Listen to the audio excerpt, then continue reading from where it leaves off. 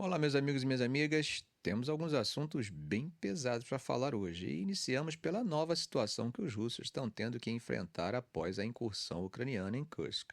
Um drama que já vinha acontecendo por causa dos drones e mísseis antes da incursão agora ganha novas proporções. Famílias russas estão tendo que deixar suas casas buscando abrigo com desconhecidos.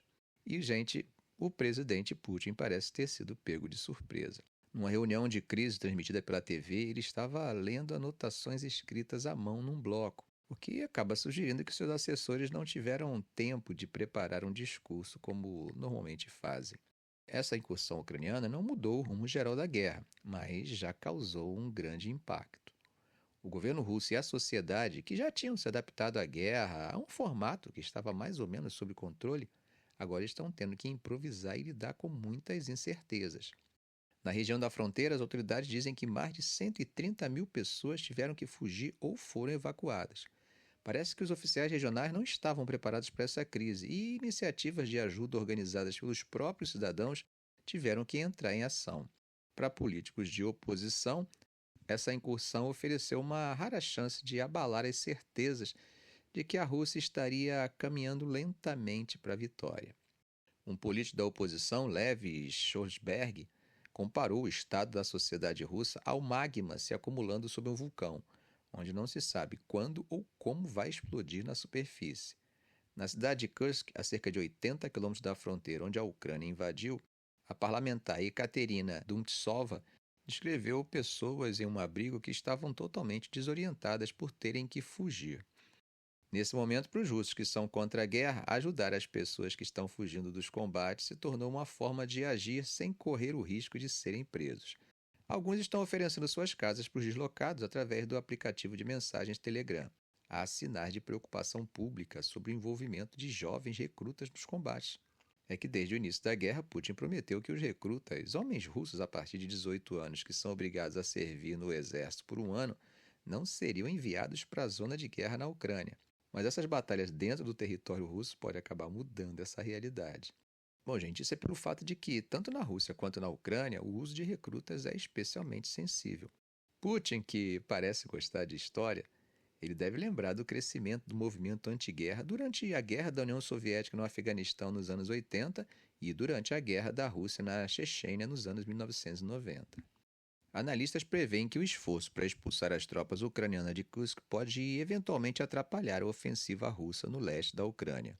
Ruslan Pukov, diretor do Grupo de Pesquisa de Segurança CAST em Moscou, disse que a necessidade de deslocar parte da força de invasão russa para Kursk pode, por sua vez, ameaçar a estratégia russa de um avanço lento através da linha de frente na Ucrânia. Agora, a televisão estatal russa continua minimizando a crise. Eles tratam como se fosse um desastre natural ou um ataque terror pontinho. Veja o que disse o apresentador do noticiário do horário nobre do canal 1 na terça-feira. As forças russas estão expulsando o inimigo de nossa terra. A principal tarefa agora é ajudar as vítimas civis. No entanto, apesar dos ataques e bombardeios que acontecem contra as tropas ucranianas invasoras, a situação não está tão sob controle assim. Relatos das forças especiais ucranianas capturando mais de 100 soldados russos pode acabar servindo tanto como propaganda de guerra, quanto como indícios da situação real no terreno. Segundo as informações, foram 102 soldados do 40º-88º Regimento de Fuzileiros Motorizados da Guarda Russa e da Unidade Arkhmat. A fonte disse que os ucranianos capturaram e limparam uma posição fortificada enorme, de concreto e bem fortificada por todos os lados, com comunicações subterrâneas e alojamento para o pessoal, uma cantina, um arsenal e até uma casa de banho. A fonte compartilhou umas fotos que mostram dezenas de soldados russos sentados ou deitados no chão de um bunker de concreto. Os capacetes e as armas deles estão empilhados perto das paredes. Agora, nós imaginamos o que vai acontecer com esses soldados, né? Eles provavelmente vão ser trocados por prisioneiros de guerra ucranianos. O comissário de Direitos Humanos da Ucrânia, Dmitry Lubinets, falou nessa semana que teve conversas com o colega russo sobre uma troca de prisioneiros. E, como vocês sabem, isso é algo que a Ucrânia e a Rússia fazem regularmente. A última troca, conforme cobrimos em um vídeo do canal, aconteceu no mês passado. Os próprios ucranianos afirmam que desde o início da guerra em 2022, eles já conseguiram trazer de volta 3.450 pessoas que estavam em cativeiro russo. Mas nem tudo são boas notícias para Kiev. Também tem notícias agradáveis para Moscou. Hoje, quinta-feira, ataques russos com bombas guiadas mataram pelo menos 2 pessoas e feriram outras 7 na região de Kharkiv, no nordeste da Ucrânia. O governador da região, Olesny Rubov, disse que o ataque atingiu uma empresa civil no distrito de Kupiansk. Na vila Zoloshiv, 6 pessoas ficaram feridas quando as forças russas lançaram 2 bombas. A polícia regional disse que prédios administrativos e mais de 20 casas particulares foram danificadas nesse ataque. É importante lembrar, gente, que Kharkiv, que é a segunda maior cidade da Ucrânia, e a região ao redor têm sido alvo de ataques russos há muito tempo. As tropas de Moscou têm bombardeado as regiões de fronteira da Ucrânia com bombas guiadas altamente destrutivas por meses. Como sempre comento aqui, uma guerra sabemos como começa, mas não sabemos como termina. E o que vemos é que a incursão em Cusco adicionou um novo grau de complexidade ao tabuleiro da geopolítica, inserindo novos cálculos na planilha de todos os atores envolvidos. Bom, gente, atravessando o Mediterrâneo, normalmente números redondos têm o poder de impressionar mais do que números quebrados. E segundo os novos registros, o número de mortos em Gaza chega a 40 mil. E aqui, logo de início, eu levanto uma questão: como confiar nesses números? Como eles são produzidos? Para tentar responder essas questões, vamos usar uma fonte ocidental que se debruçou sobre o assunto. Eu estou falando do nada suspeito jornal ocidental dos Estados Unidos, o Washington Post. Vamos destrinchar um pouco como chegou-se a esse número. De acordo com o Ministério da Saúde de Gaza, mais de 40 mil palestinos foram mortos desde o início da ofensiva em outubro. Um número que, não sei vocês, mas me deixa bem incomodado, considerando a magnitude dessa tragédia. De cara, podemos dizer que é um número que nos mostra o custo humano terrível da guerra, mesmo quando uma contagem total ainda está longe de ser alcançada, especialmente por conta do colapso do sistema de saúde no enclave.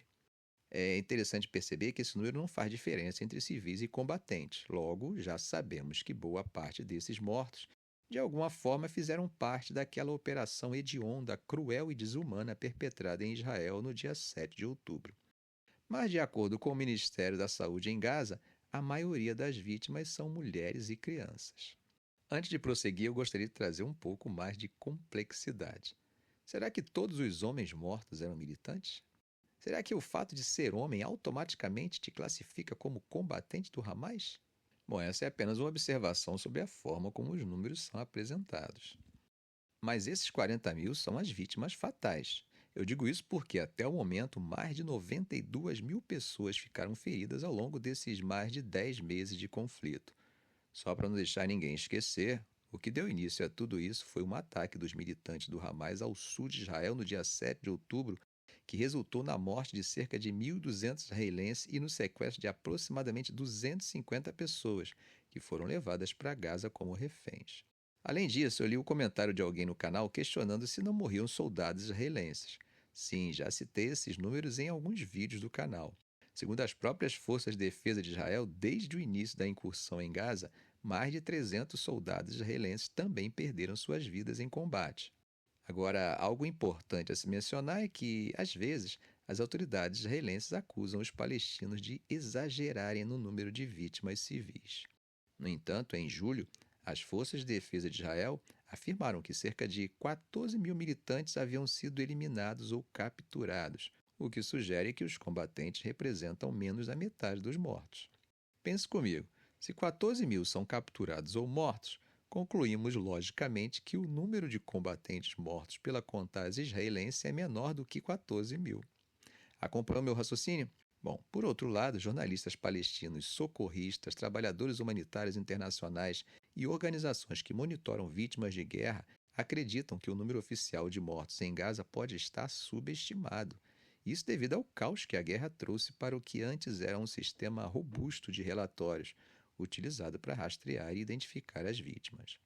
O que é realmente chocante é que, após meses de bombardeios incessantes e cerco, milhares de corpos ainda se encontram sob os escombros, segundo a Força de Defesa Civil de Gaza. Outros corpos nunca chegaram a um necrotério ou foram oficialmente relatados como mortos, e em muitos casos, os bombardeios e ataques aéreos tornaram os corpos irreconhecíveis, restando apenas partes ou fragmentos para serem recuperados dos locais atingidos. A imprensa depende de uma combinação de esforços no local e à distância para reportar o que está acontecendo tanto em Gaza quanto em Israel. Na atual situação, com todos os perigos e restrições envolvidos, os repórteres, incluindo jornalistas em Gaza, estão utilizando drones, imagens de satélite, monitoramento de vídeo e depoimentos de vítimas para corroborar suas informações com várias fontes, além de análise de imagem e detecção de fraudes, entre outras ferramentas. No início dessa semana, houve o exemplo do jornalista Talal Al-Akraki, que estava no hospital em Nuseirat, na faixa de Gaza, quando uma ambulância chegou com as vítimas de um ataque aéreo. Ele capturou a imagem que é difícil de esquecer. Uma criança desesperada, ainda vestindo um moletom branco, mas com os braços arrancados. Essa criança fazia parte dos 7 membros da família Abu Nada, que morreram na terça-feira, segundo um vizinho. A cena que se seguiu, com médicos trazendo 2 sacos cheios de parte dos corpos da família Abu Nada, foi descrita por Arouk como algo já familiar para quem vive essa guerra. A IDF, por sua vez, não respondeu imediatamente aos pedidos de comentários sobre esse ataque específico. Por mais trágico que seja, essa é a realidade atual de Gaza, onde o sistema de saúde está sobrecarregado e ataques a hospitais e a detenção de trabalhadores da saúde tornaram a situação ainda mais desesperadora. Apesar das críticas que surgem ao Ministério da Saúde de Gaza, é importante lembrar que as estimativas de vítimas em guerras anteriores feitas por esse ministério foram amplamente corroboradas por especialistas independentes e até pelas Nações Unidas. O próprio Departamento de Estado dos Estados Unidos já utilizou as cifras do ministério em seus relatórios. No entanto, meus amigos, o que devemos entender é que, à medida que a violência se espalhou e as forças israelenses cercaram diversos hospitais, incluindo o Al-Shifa, o maior da região, o sistema de relatórios entrou em colapso. A maioria da população foi deslocada, as redes de celular e internet foram cortadas e as forças de defesa de Israel dividiram o norte e o sul de Gaza, tornando quase impossível para os trabalhadores da saúde descobrir quem morreu, onde e quando. Michael Spagatti, um professor de economia da Universidade de Londres e pesquisador sobre mortes em conflitos armados, comentou que a qualidade dos dados realmente se deteriorou. Mesmo assim, em um artigo publicado em dezembro na revista médica The Lancet, pesquisadores da Escola de Saúde Pública da Universidade Johns Hopkins alertaram que, em Gaza, as dificuldades em obter números precisos de mortalidade não devem ser interpretadas como tentativa de distorção intencional dos dados. Apesar de todas as dificuldades e do caos provocado pela guerra, o Ministério da Saúde de Gaza tem se esforçado para manter a precisão nos relatórios sobre as mortes. Com o avanço da guerra, o Ministério expandiu sua lista de vítimas para incluir casos verificados por relato de familiares ou da mídia local. Eles também têm trabalhado para incluir em suas estatísticas um subconjunto de corpos que ainda não foram identificados ou cujas identidades estão apenas parcialmente confirmadas.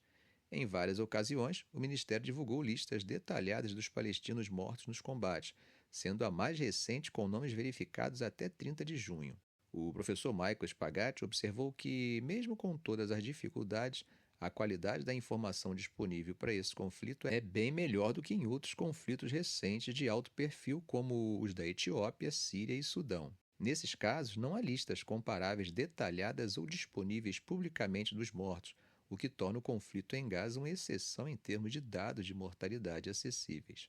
Em julho, a organização Air Wars, que monitora os danos causados a civis em conflitos, divulgou um relatório utilizando análise de código aberto para identificar cerca de 3.000 baixas palestinas nos primeiros 15 dias de guerra. Comparando essas descobertas com os números fornecidos pelo Ministério da Saúde de Gaza, eles descobriram que 75% dos nomes que conseguiram verificar estavam em ambas as listas.